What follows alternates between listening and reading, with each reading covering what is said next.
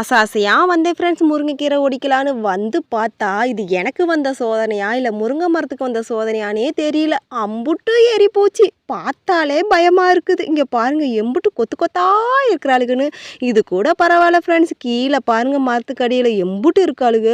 நானும் மரத்த சுத்தி சுத்தி பார்க்குறேன். இங்கிட்டு இருக்காளுக, அங்கிட்டு இருக்காளுக. இவளுக காட்டுல மழைத என்ஜாய் பண்றாளுக. ஏண்டி இம்புட்டு வந்து இங்க இருக்காட்டுன்னு என்னடி? நானே ஒண்ணே ஒண்ணு கண்ணே கண்ணுன்னு தாண்டி மரம் வச்சிருக்கேன். இந்த மரம் வச்சிருக்கிறது கூட உங்களுக்கு பொறுக்கலையாடி? அப்படின்னு திட்டிக்கிட்டேன்னு இருந்தேன் ஃப்ரெண்ட்ஸ். நான் திட்டுறது அவளுக்கு காது கொடுத்து கேட்கவா போகிறாளுங்க.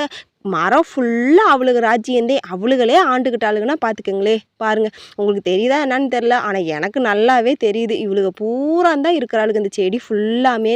எனக்கு குடுப்பனையே இல்லைங்க. 2 கொத்தோடையே என் லைஃப் முடிஞ்சு போயிருமோ அப்படின்னு நினைக்கிறேன். இது ஒரு நாள் ஒரு பொழுது கூட உருப்படியாக சாப்பிட்றதில்ல. வர்ற வட்டம் பூரா இவளுக காணி கட்டிக்கிறாளுங்க. இவளுகளுக்குன்னே எழுதி கொடுத்த மாதிரி இவளுகதான் சொத்துக்கு சுத்து இருக்காளுங்க. எனக்கு ஒரே கஷ்டமாக போச்சுதான். பாருங்கள், பூவும் பிஞ்செல்லாம் வச்சுருக்காளுங்க. என்னை சாப்பிடவே விட மாட்டேங்கிறாளுங்க. நான் சொன்னேன், போங்கடி நீங்கள் இல்லைன்னா என்னடி, நான் சின்னவகிட்ட போய் பறிச்சுட்டு வரேன்டி அப்படின்னு போனேன்.